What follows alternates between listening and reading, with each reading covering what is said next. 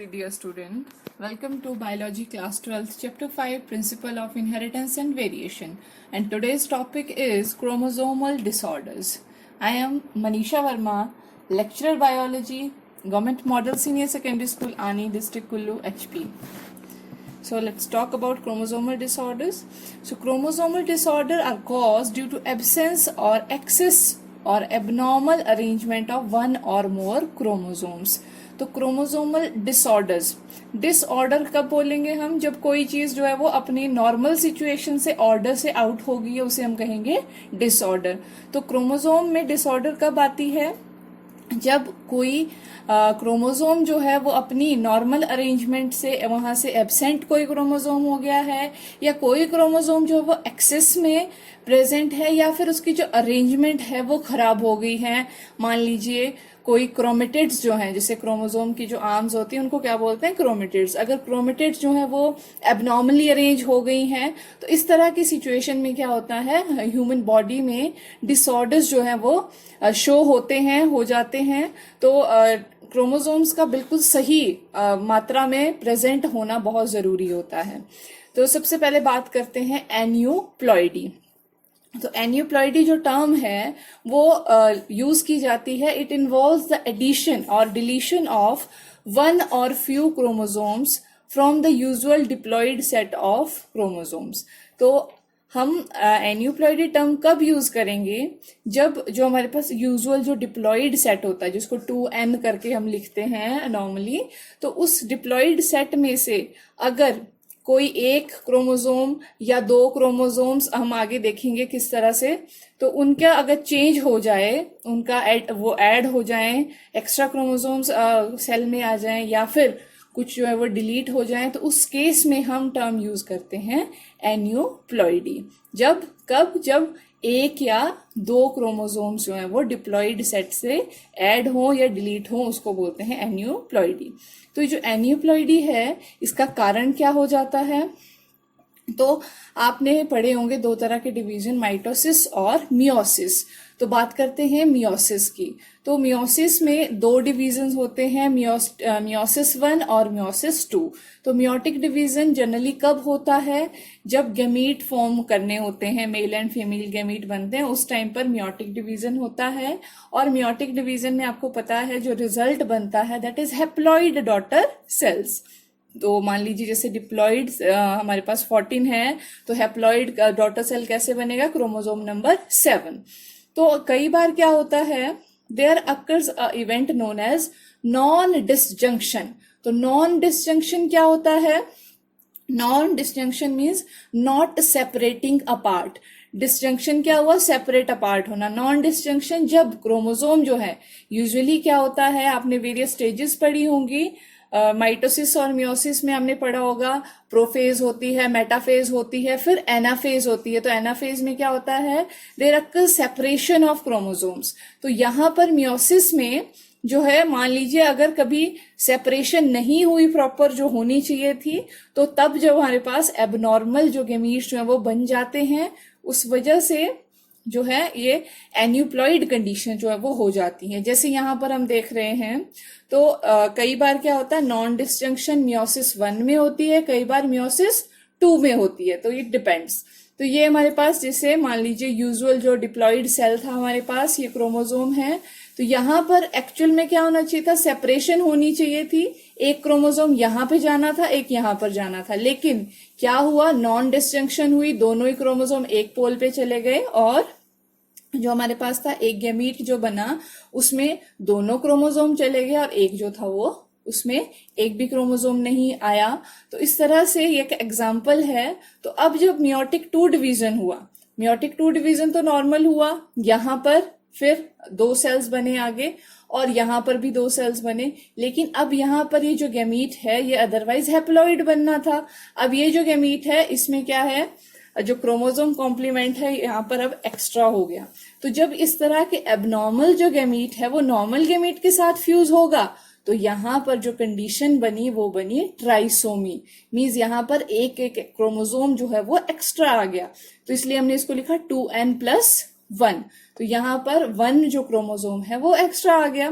तो इसी तरह से अब यहाँ पर क्या हुआ, जो हमारे पास था क्रोमोसोम का जो यूजुअल कंप्लीमेंट था वो नहीं बना, और यहां से क्रोमोसोम जो वो डिलीट हुआ, तो इसलिए इसको बोला मोनोसोमिक कंडीशन। और 2n-1 हमने इसको लिखा क्योंकि एक क्रोमोसोम जो है वो उसमें जो है नॉन डिस्जंक्शन हो गया है। तो उसी तरह से दूसरा जो केस हम लेते हैं उसमें हम क्या देख रहे हैं, दिस इज यहाँ पर मियोसिस 1 जो है वो तो नॉर्मल हुई, लेकिन प्रॉब्लम कहाँ पर आई, मियोटिक 2 डिविजन्स में। अब यहाँ पर हर सेल में एक एक क्रोमेटिड होनी थी, लेकिन यहाँ पे क्या हुआ, यहाँ पर नॉन डिस्टिंक्शन हुआ और 2 क्रोमेटिड्स जो है वो एक सेल में चली गई। तो इसी वजह से यहाँ पर फिर वही कंडीशन जो है वो आ गई। तो यहाँ पर जब ये नॉर्मल हमारे पास हैप्लॉइड गैमीट था, नॉर्मल हैप्लॉइड गैमीट के साथ जब ये फ्यूज हुआ तो नॉर्मल ही कंडीशन है, दैट इज डिप्लॉइड। तो इस तरह के इवेंट्स हम आगे देखेंगे, ऑटोसोम्स के केस में भी होते हैं और सेक्स क्रोमोसोम्स के केस में भी होते हैं। Sex chromosome are XX and XY, XX in case of girls and XY in case of boys. So तो ये हमारे पास क्रोमोसोम कंप्लीमेंट रहता है, और बाकी जो क्रोमोसोम रहते हैं उनको हम बोलते हैं ऑटोसोम्स। फॉर एग्जाम्पल जैसे ह्यूमन बींग्स की बात करें तो there are 22 pairs of autosome and 23rd pair is of sex chromosome. तो ऑटोसोम्स ऐसे क्रोमोसोम होते हैं जो हमारे नॉर्मल सोमैटिक फंक्शंस को कंट्रोल करते हैं। तो इस तरह से नॉन डिस्टिंक्शन होता है, इसे आप ध्यान में रखिएगा, आगे हम इसकी काफी बार बात करने वाले हैं। सो यहाँ पे एन्यूप्लॉइडी का जो हमारे पास टर्म्स मैं आपको एक्सप्लेन कर देती हूँ। तो एन्यूप्लॉइडी जो है मैंने आपको बताया, हम कब टर्म यूज करते हैं, जब 1 या 2 क्रोमोसोम्स एक्स्ट्रा हो या फिर 1 या 2 क्रोमोसोम माइनस हो जाए यूजुअल कंप्लीमेंट में से। तो अगर हमारे पास जो यूजुअल कंप्लीमेंट था क्रोमोसोम का, उसमें से सिंगल क्रोमोसोम मिसिंग है, अगर 2n-1, फॉर एग्जाम्पल ह्यूमन का एग्जाम्पल मैं लूं अगर, तो अगर जो है हमारे पास जैसे हमारा जो क्रोमोसोम नंबर है 46, तो 46 में से मान लो एक माइनस हो गया, 45 हो गया, तो हम उसको बोलेंगे मोनोसोमी 2n-1 कंडीशन। एक क्रोमोसोम जो है वो हमारा जो है वो नहीं है उस पर्टिकुलर इंडिविजुअल में। फिर कई बार क्या होता है, पूरा का पूरा जो हमारे पास क्रोमोसोम पेयर है वो ही लॉस्ट हो गया, both copies of chromosome lost. तो अब यहाँ पर 46 में से अब यहाँ पे क्या सोच लो कि मान लो 44 क्रोमोसोम जो है वो बच गए, तो एक पूरा का पूरा होमोलोगस क्रोमोसोम जो है वो गायब हो गया, उसे हम कहेंगे नलीसोमी। तो एक और कंडीशन हो जाती है, कई बार क्या होता है, मान लीजिए एक क्रोमोसोम किसी और पेयर का लॉस्ट हो गया और एक क्रोमोसोम किसी और पेयर में से चला गया। 46 क्रोमोसोम्स हैं, मान लीजिए एक क्रोमोसोम हमारा 3rd पेयर से चला गया, एक क्रोमोसोम जो है वो 7th पेयर से चला गया, तो उस कंडीशन को हम बोलते हैं डबल मोनोसोमी। तो नलीसोमी ध्यान रखना है, कब बोलेंगे, जब होमोलोगस पेयर पूरा का पूरा जाएगा तब उसको बोलेंगे नलीसोमी। अब आते हैं प्लस साइड पर। फॉर एग्जाम्पल अब क्या हुआ कि हमारे पास एक एक्स्ट्रा क्रोमोसोम आ गया, डिप्लॉइड कंटेंट जो है उसके साथ एक एक्स्ट्रा क्रोमोसोम आ गया। तो 46 हमारा है क्रोमोसोम नंबर, एक एक्स्ट्रा क्रोमोसोम आया तो नंबर हो गया 47। तो उस कंडीशन को हम बोलते हैं ट्राइसोमी। उसी तरह से 4 copies of a chromosome means हमारे पास यूजुअल डिप्लॉइड कंटेंट के साथ 2 और क्रोमोसोम आ गए, तो उसको 40 जो क्रोमोसोम नंबर फॉर एग्जांपल वो हो गया 48। तो इसलिए वैसी कंडीशन को हम बोलेंगे टेट्रासोमी। तो ऐसे ऑर्गेनिज्म जिनमें एन्यूप्लॉइडी हो जाती है दोनों साइड में, पॉजिटिव और नेगेटिव साइड में, उनको हम बोलते हैं एन्यूप्लॉइड्स और हेटेरोप्लॉइड्स। तो उसी के साथ ही एक और आपको बात बता देते हैं, दैट इज पॉलीप्लॉइडी। तो यहाँ पर ज्यादा हम डिस्कस करने वाले एन्यूप्लॉइडी के बारे में, लेकिन ये भी आपको पता होना चाहिए। तो पॉलीप्लॉइडी टर्म आप कब यूज करते हैं, it is the addition of 1 or more complete sets of chromosomes or genome. तो ये बात आपने यहाँ पे नोट करनी है। पहले हम बात कर रहे थे अगर 1 या 2 क्रोमोसोम्स जो हैं वो एक्सेस में आ जाते हैं या फिर लॉस्ट हो जाते हैं, लेकिन पॉलीप्लॉइड टर्म हम कब यूज करेंगे, जब जो है जो हमारे पास सेल है उसमें पूरा का पूरा क्रोमोसोम सेट जो है वो एड अप हो रहा है। तो पॉली जो मतलब है मैनी, और प्लॉइडी मीन्स क्रोमोसोम सेट्स। तो जैसे यहाँ पर हम देख रहे हैं, तो ये हमारे पास हैप्लॉइड है यहाँ पर। तो जब डिप्लॉइड बना तो यहाँ पर क्या हुआ, पॉलीप्लॉइडी के केस में हर एक क्रोमोसोम का सेट जो है वो एड ऑन हुआ। ऐसा नहीं कि एक के साथ ही एक ऐड हुआ। तो उसी तरह से ये ट्रिप्लॉइड कंडीशन में आप देख रहे हैं, पूरा का पूरा सेट हमने यहाँ पर ऐड किया हुआ है। 3 क्रोमोसोम हमने और ऐड किए, तब इसको ट्रिप्लॉइड बोला। उसी तरह से टेट्राप्लॉइड, पूरा कंप्लीट सेट एक और हमने डाला, तब हमने इसको बोला टेट्राप्लॉइड। तो हम यहाँ पर जो मल्टीप्लिकेशन करा रहे हैं वो कैसे हो रही है, addition of more complete sets of chromosome, पूरा का पूरा सेट जो है हम वो एड ऑन कर रहे हैं, तब हम इसको बोलेंगे पॉलीप्लॉइडी। तो it is also called genomic mutation.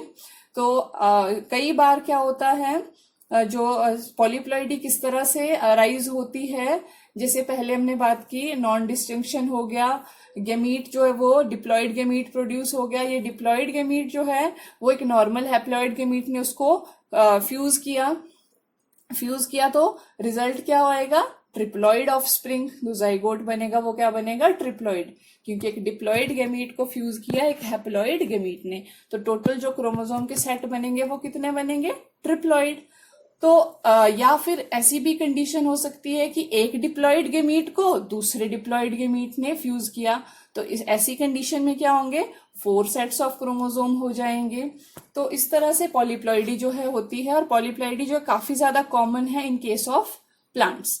तो पॉलीप्लॉइडी के इतने ज्यादा नेगेटिव इफेक्ट्स नहीं होते हैं, क्योंकि एन्यूप्लॉइडी में कोई एक पेयर जो है वो जाता है, लेकिन पॉलीप्लॉइडी में हम क्या कर रहे हैं, पूरा का पूरा सेट क्रोमोसोम्स का ऐड कर रहे हैं। तो इसमें they are nearly normal in appearance. Genetic balance तो डिसरप्ट होता है, लेकिन इतना नहीं कि उसके बहुत ज्यादा डेलिटेरियस इम्पैक्ट जो है वो नहीं होते हैं। और polyploids have characters entirely different from those of either parent, but they are inheritable, क्योंकि ये जो क्रोमोसोम्स हैं ये जो आपके पास मियोसिस होती है उसमें ये पेयर कर पाएंगे, इस वजह से जो है ये आगे, इसलिए हमने इनको लिखा they are inheritable. So polyploidy जो होती है वो 2 टाइप्स की होती है, autopolyploidy and allopolyploidy. तो पहले बात करते हैं ऑटो पॉलीप्लॉइडी की। तो auto means self, and polyploidy you know multiplication of a complete set of chromosome. तो जब जो है स्पीशीज का, किसी स्पीशीज का क्रोमोसोम नंबर हम इंक्रीज करते हैं, जो हम ऐड उसका जो उसमें जो हम एक और क्रोमोसोम सेट ऐड करेंगे, लेकिन वो उसी स्पीशीज का होगा। फॉर एग्जाम्पल यहाँ पे हम देख रहे हैं 2n इज इक्वल टू 6, तो टोटल कितने क्रोमोसोम हैं, 6। अब जो है हमने एक और सेट कंप्लीट ऐड कर दिया तीनों ही क्रोमोसोम्स में, तब इसको बोलेंगे हम ट्रिप्लॉइड। तो ट्रिप्लॉइड मतलब हर क्रोमोसोम की हमारे पास अब कितनी कॉपीज हैं, 3 कॉपीज। उसी तरह से अब यहाँ पर हमने देखा, हमने एक और कंप्लीट सेट जो है वो ऐड कर दिया। अब हर क्रोमोसोम की हमारे पास कितनी कॉपीज हैं, 4 कॉपीज। तो जब इस तरह का होगा तो हम उसको बोलेंगे टेट्राप्लॉइड। तो डिप्लॉइड, हैप्लॉइड, डिप्लॉइड जो वो नॉर्मल लेते हैं हम, उसके बाद उसके आगे के जो क्रोमोसोम नंबर हैं, ट्रिप्लॉइड है, टेट्राप्लॉइड है, इस सब को हम क्या बोलते हैं, इसको हम डालते हैं पॉलीप्लॉइडी की कैटेगरी में। 5, अगर 5 कॉपीज हैं ईच क्रोमोसोम की तो पेंटाप्लॉइड बोलेंगे, 6 है तो हेक्साप्लॉइड बोलेंगे, 7 है तो हेप्टाप्लॉइड, 8 है तो ऑक्टाप्लॉइड्स, और मोर कॉपीज कैन बी देयर। तो ऑटो पॉलीप्लॉइडी जो है होती कैसे है, अगेन नॉन डिस्जंक्शन हो गया। मान लीजिए जैसे आपने सेल साइकिल पढ़ा होगा, सेल साइकिल में जो है हमारे पास एक एस फेज आती जिसमें कि डीएनए डबल करता है, डीएनए की डबलिंग होती है। अब मान लीजिए डीएनए की डबलिंग तो हुई, लेकिन आगे जो है क्रोमोसोम की सेपरेशन एनाफेज में नहीं हो पाई, तो इस तरह से क्या होगा, हमारे पास एक्स्ट्रा सेट्स ऑफ क्रोमोसोम जो है वो वहां पर बन जाएंगे। तो इसलिए ऑटो पॉलीप्लॉइडी को इंट्रा स्पेसिफिक पॉलीप्लॉइडी भी बोलते हैं। Intra means with in species polyploidy, chromosome का सेट इंक्रीज किया है लेकिन उसी स्पीशीज का जो है हमने एड ऑन किया हुआ है। तो एक हमारे पास एक और टर्म मैं आपको बता दूं, यहाँ पर जो कई बार इंड्यूस भी की जाती है polyploidy with help of a chemical so polyploidy induce करने के क्या तरीके होते हैं? There is a chemical known as colchicine, जो एक प्लांट से ये एक्सट्रैक्ट किया जाता है। तो ये केमिकल क्या करता है, ये माइटोटिक जो स्पिंडल होता है, डिवीजन के टाइम जो स्पिंडल बन रहा होता है उसको ये जो है ब्रेक कर देता है, उसकी असेंबली नहीं होने देता। उस वजह से भी पॉलीप्लॉइडी जो है वो इंड्यूस हो जाती है प्लांट्स के अंदर। तो अब बात करते हैं एलोपॉलीप्लॉइडी, sorry, the autotriploid is sterile because the chromosome its third set have no homologues to pair with. In meiosis it can be propagated asexually. तो अभी हम बात कर रहे थे जैसे ये हमने देखा, तो जब भी आपने कभी देखा होगा जो हाइब्रिड जो हमारे पास होते हैं, जैसे आपने देखा होगा आजकल जैसे जो भी सब्जियां हैं उनका जो साइज है वो पहले के तुलना में बहुत बड़ा होता है। दे आर ऑल पॉलीप्लॉइड्स वो हैं। तो पॉलीप्लॉइड्स में क्या है, क्रोमोसोम सेट जो है वो बढ़ गए हैं, इसका मतलब जो जीन प्रोडक्ट है वो भी बढ़ गया, इसलिए जो फ्रूट का और वेजिटेबल का जो साइज होता है वो भी काफी बड़ा होता है।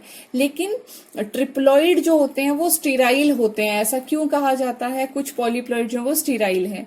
जैसे जब स्टीराइल क्यों होते हैं वो, जैसे यहाँ पे आप देख रहे हो, जब जो है गेमीट फॉर्मेशन मान लो होनी है, रिप्रोडक्शन होनी है, उस टाइम क्या होगा, क्रोमोसोम्स की पेयरिंग होती है। तो क्रोमोसोम की पेयरिंग हुई तो यहाँ पर इस क्रोमोसोम की पेयरिंग हो जाएगी, इसकी हो जाएगी, इसकी भी हो जाएगी, लेकिन एक जो क्रोमोसोम है वो तो अकेला रह गया ना, तो इसकी पेयरिंग नहीं हो पा रही। इसी वजह से जो ट्रिप्लॉइड्स होते हैं वो स्टीराइल होते हैं। ये क्वेश्चन भी पूछा जाता है कि ट्रिप्लॉइड स्टीराइल क्यों है? Because they have no homolog to pair with. लेकिन जब टेट्राप्लॉइड हमने बना दिया इसको, तो तब क्या है हमारे पास, तब हमारे पास इसका भी होमोलॉग है, इसके लिए भी होमोलॉग है। तो इस तरह से अब जो है पेयरिंग हो जाएगी, तो इस तरह के जो पॉलीप्लॉइड है वो फिर फर्टाइल हो सकते हैं। तो कई बार ये क्वेश्चन पूछ लिया जाता है, तो ये रीजन मैंने आपको इसका बता दिया है। तो ट्रिप्लॉइड जो है वो स्टीराइल होते हैं because of its third set जो मैंने अभी आपको दिखाया, have no homolog to pair with in meiosis but they can be propagated asexually. तो इसका एग्जाम्पल मैंने आपको यहाँ बताया है। सीडलेस वाटरमेलन्स जो है आजकल प्रोड्यूस किए जा रहे हैं because the seeds they are an unwanted material. जब हम वाटरमेलन को खाते हैं तो ये जो है किसने डेवलप किया था? एच किहारा साइंटिस्ट थे जापान में, एंड इट इज अ ऑटोट्रिप्लॉइड।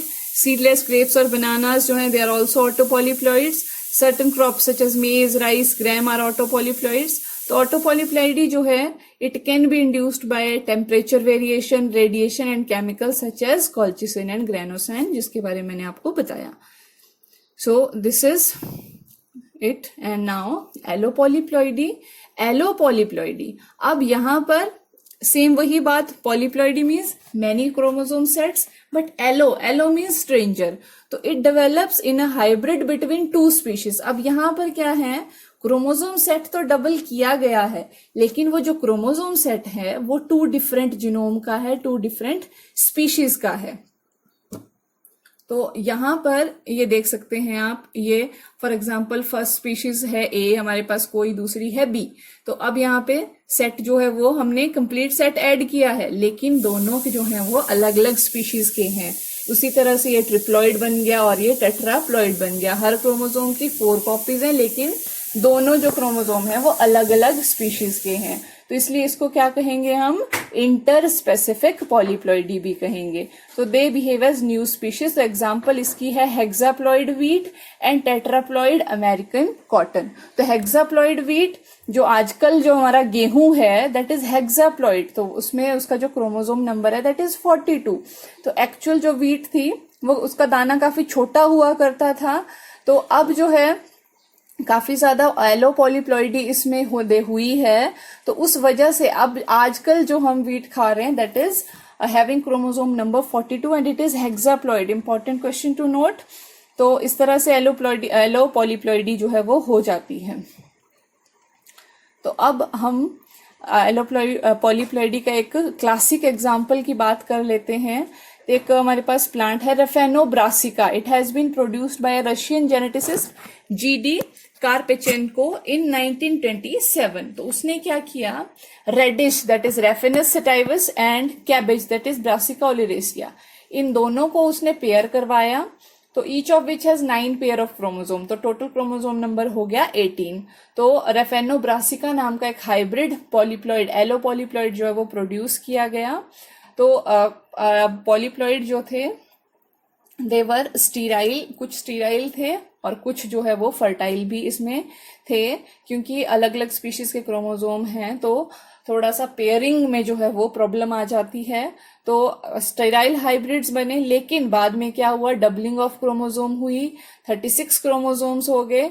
तो इस तरह से जो है they plants they breed true and there जो हमारे पास रेफेनोब्रासिका है now it is also cultivated, this is plant of raphanobrassica. So अब बात करते हैं डिसऑर्डर्स की। एन्यूप्लॉइडी से जो डिसऑर्डर्स होते, तो अब कुछ डिसऑर्डर्स की जो है बात कर लेते हैं। तो सबसे पहले बात करेंगे डाउन सिंड्रोम की। It is also called mongolian idiocy और mongolism and it is a autosomal disorder. तो पॉइंट टू नोट, तो ऑटोसोम्स जैसे कि मैंने आपको पहले ही बताया, क्रोमोसोम दो तरह के होते हैं, सेक्स क्रोमोसोम और ऑटोसोम्स। ऑटोसोम्स जो जनरल फंक्शन को कंट्रोल करते हैं, सेक्स क्रोमोसोम जो सेक्स को कंट्रोल करते हैं। तो ह्यूमन में 46 क्रोमोसोम होते हैं, 44 chromosomes are autosomes and 45 and 46 they are the sex chromosomes. तो ये जो हमारे पास सिंड्रोम है, it arises when there is a autosomal aneuploidy और डिसऑर्डर होता है। It is a case of trisomy of chromosome 21। याद कीजिए पहले बात को, जहां हमने नॉन डिस्टिंक्शन की बात की थी, वहां पर हमारे पास एक एबनॉर्मल सिचुएशन हुई थी, जहां पर हमारे पास जो रिजल्टेंट जाइगोट था वो ट्रिप्लॉइड बन गया, सॉरी ट्रिप्लॉइड नहीं, उसमें एक क्रोमोसोम जो है वो एक्स्ट्रा हो गया था, ट्राइसोमी जो कंडीशन हमने बताई थी। तो वैसा ही यहाँ पर होता है। तो डिस्कवरी जो है यहाँ पर डाउन सिंड्रोम की किसने की थी? First it was reported by 1866 by Langdon Down, इसीलिए इसका नाम है Down syndrome. Its cause was found in 1959 by Lejeune and his coworkers. तो सिम्टम्स अब इसमें क्या होते हैं? डाउन सिंड्रोम की कैरेक्टराइजेशन जो है किस तरह के सिम्टम्स से की जा सकती है? ब्रॉड फोरहेड, बहुत ज्यादा ब्रॉड फोरहेड होगा ऐसे बच्चों का। Mongolian type of eyelid fold, mongolian means धंसी हुई आईज होती हैं, फोल्ड जो है काफी नजर जो है अलग सा जो है वो दिखता है। Flattened nasal bridge, permanently open mouth, तो नेजल ब्रिज इस जगह को बोलते हैं। माउथ जो है जनरली ओपन ही रहता है, नीचे का होंठ जो वो लटकता रहता है। टंग इज ऑल्सो प्रोट्रूडिंग, बाहर निकली होती है। नेक छोटी होती है। और इंटेलिजेंस जो होती है, आईक्यू लेवल जो काफी कम होता है, लिटिल होता है। Heart and other organs also have deformities. कुछ और सिम्टम जो है जैसे single palmar crease, otherwise there are 3 creases in hand normally. तो डाउन सिंड्रोम वाले बच्चों के हाथ में सिर्फ एक पामर क्रीज होगी। Clinodactyly, clinodactyly means there is a curved little finger. Brushfield spots on iris, तो जो आइरिस होता है उस पर व्हाइटिश स्पॉट्स होते हैं जिनको हम बोलते हैं Brushfield spots. Epicanthic folds, this region is epicanthus और यहाँ पर फोल्ड होता है। टंग भी फिशर्ड होती है, कई बार कार्डिक डिफेक्ट्स होते हैं। And there is gap between first and second toe. तो ये सब किस वजह से हुआ है? ट्राइसोमी ऑफ क्रोमोसोम 21 की वजह से। सो कॉज जो है इसका, जैसे पहले बात की, down syndrome is an aneuploid trisomic disease, extra chromosome number 21 की वजह से ये होती है। तो point to be noted that is extra chromosome number 21। तो यहाँ पर क्या होता है, जनरली मैक्सिमम केसेस जो देखे गए हैं, it is due to non distinction during oogenesis। तो फीमेल्स में जो जब एग बनता है तो मियोसिस में क्या होता है, नॉन डिस्टिंक्शन नहीं हो पाता और पेयर 21 जो है पूरा का पूरा एक गैमीट दैट इज एग में पास कर जाएगा। अब दो जो हमारे पास क्रोमोसोम है ऑलरेडी एग में है 21। अब क्या होगा, जो स्पर्म है वो फ्यूज करेगा, उसमें भी एक 21 क्रोमोसोम आएगा। तो इस तरह से जो रिजल्टेंट जो जाइगोट हमारे पास बनेगा उसमें क्या होगा, जो क्रोमोसोम नंबर 21 है उसकी 3 कॉपीज हो जाएंगी। तो इस तरह क्रोमोसोम नंबर हमारा 46 से क्या हो जाएगा, 47।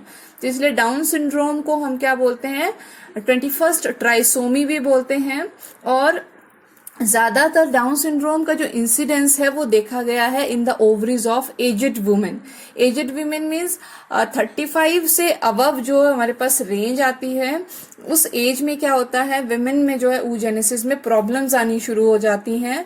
तो उस वजह से जो है डाउन सिंड्रोम का खतरा उन औरतों में ज्यादा बढ़ जाता है। तो अगर वो प्रेग्नेंट होती हैं तो they can have fetal testing for trisomy 21। तो एमनियोसेंटेसिस नाम की एक टेक्निक है जिससे ये जो है हमारे पास डिटेक्ट हो सकता है, बट उसकी जो परमिशन है वो सर्टेन केसेस में ही मिलती है क्योंकि उसका मिसयूज होता है अब। तो तो हमारे पास जो इंसिडेंस है डाउन सिंड्रोम का 1 in every 600 चिल्ड्रन, तो 600 बच्चों में से किसी एक बच्चे में कई बार जो है इस तरह का इंसिडेंस हो सकता है। और बाद में they are likely to develop leukaemia and Alzheimer's disease. Leukaemia means blood cancer and Alzheimer disease, इसमें जो हमारे पास नर्वस टिश्यू जो है वो डिजेनरेट होना शुरू हो जाता है।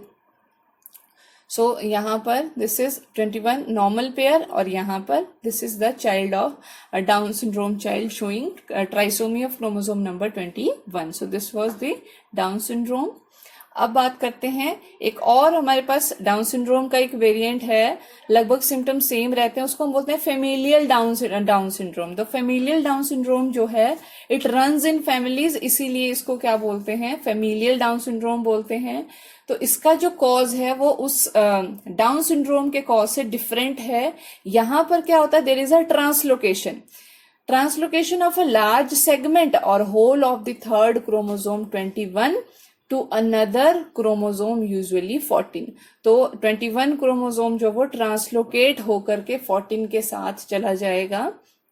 कौन सा, जो थर्ड जो ट्राइसोमी जो 21 की है वो जो ट्रांसलोकेट होके कहाँ चला गया, 14 क्रोमोसोम के साथ अटैच हो गया। तो इस तरह से क्या होता है, जो हमारे पास जेनेटिक जो बैलेंस है वो डिसरप्ट हो जाता है, जिस वजह से काफी सारे जो है हमारे पास सिम्टम्स जो है वो नजर आ सकते हैं। So that was familial. Now जो हमारे पास बहुत important syndrome that is Klinefelter syndrome, और ये जो सिंड्रोम है it is a aneuploid condition of sex chromosome. तो it is an aneuploid condition जहां पर जो हमारे पास सेक्स क्रोमोसोम का नंबर है वो कितना हो जाता है, 3। तो कॉज क्लिनफेल्टर सिंड्रोम का क्या है, जो क्लिनफेल्टर सिंड्रोम होता है it is caused bye XXY genotype. तो ये इंपॉर्टेंट चीज जो नोट करनी है, क्लिनफेल्टर सिंड्रोम का जीनोटाइप क्या होता है, XXY। अब ये कंडीशन कब अराइज होती है, this results from union of a non disjunct XX egg.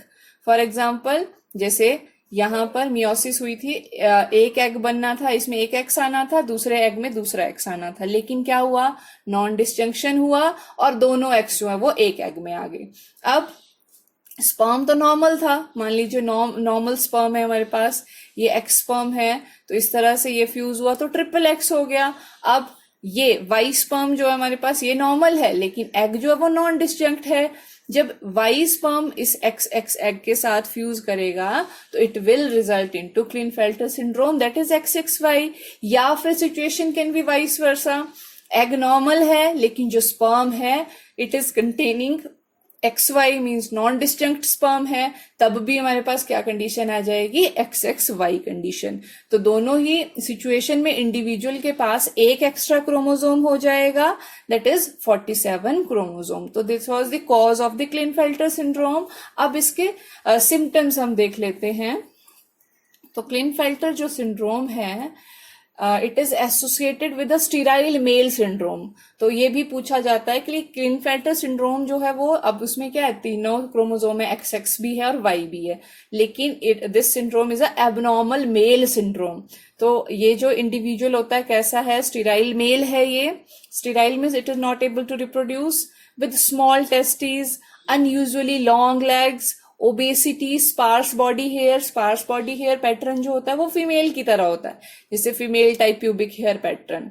तो and with female characteristics such as breast development होगी ऐसे इंडिविजुअल में। तो मीन्स कुछ कैरेक्टर्स जो है वो मेल के हैं, कुछ जो है वो फीमेल के। They have usually normal intelligence, तो IQ लेवल और इंटेलिजेंस जो है वो काफी नॉर्मल होती है। Klinefelter syndrome occurs about once in 2000 live birth. तो 2000 बच्चों में से कोई एक बच्चे में जो है इस तरह का सिंड्रोम आने का चांस रहता है। तो बाकी जो आप सिम्टम जो है यहाँ देख सकते हो, poor beard growth, narrow shoulders, narrow shoulder is a female characteristic feature. उसी तरह से fewer chest hair, small testicular size. तो this is Klinefelter's syndrome which is an abnormal male syndrome। तो नेक्स्ट जो हमारे पास सिंड्रोम है that is Turner syndrome. Again it is aneuploid condition with a single sex chromosome. Turner syndrome जो है it is caused by XO genotype. XO means O का मतलब यहाँ कोई क्रोमोसोम नहीं, it is absence of the another sex chromosome.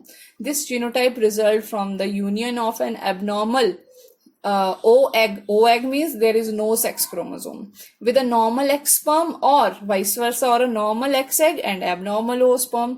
Again देखेंगे हम यहाँ पर नॉन डिस्जंक्शन हुआ तो एक गैमीट में दोनों सेक्स क्रोमोसोम चले गए, दूसरा जो गैमीट बना उसमें सिर्फ ऑटोसोम्स है, यहाँ पर कोई सेक्स क्रोमोसोम नहीं है। जब इस तरह का एग जो है वो एक नॉर्मल स्पर्म एक्स के साथ फ्यूज होगा तब आएगी condition XO that is Turner syndrome. तो एक ही एक्स है यहाँ पर। तो या फिर दूसरी कंडीशन भी हो सकती है वाइस वर्सा, स्पर्म एबनॉर्मल है और हमारे पास एग जो है वो नॉर्मल है। तो जो हमारे पास दूसरी जो सिचुएशन है YO जो कंडीशन बनती है, if Y sperm fuses with O means absence of sex chromosome. तो इस तरह के जो इंडिविजुअल्स होते हैं दे आर नॉन वायबल, ऐसी प्रेगनेंसी होगी ही नहीं। तो ये हमारे पास एक कैरियोटाइप है, यहाँ सारे ह्यूमन क्रोमोसोम्स को अरेंज किया गया है। तो here you can see x जो है सिर्फ एक सिंगल एक्स है, दूसरा क्रोमोसोम एब्सेंट है। तो ऐसी कंडीशन में अब क्या हुआ, -1 मोनोसोमी कंडीशन हुई एक्स क्रोमोसोम की और टोटल जो क्रोमोसोम नंबर है वो हमारा रिड्यूस हो गया 45 को। तो Turner syndrome is the only known viable monosomy in humans. Viable means ऐसे बच्चे पैदा तो हो जाएंगे लेकिन with certain syndrome, certain characteristic feature. तो इंडिविजुअल हैविंग टर्नर सिंड्रोम क्या होता है, so it is a abnormal female जो है ये कंडीशन है। ये भी क्वेश्चन आता है कई बार एंट्रांस एग्जाम्स में।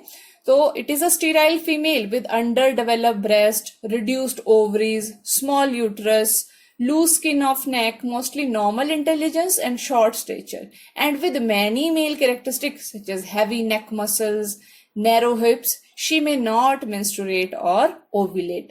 तो incidence of Turner syndrome is 1 in 5000 birth. जो बाकी जो आप काफी सारे characteristic feature जो है आप पिक्चर में देख सकते हो। तो YO combination जो है it is not viable. Certain other syndromes, सबसे पहले बात करते हैं सुपर फीमेल्स की।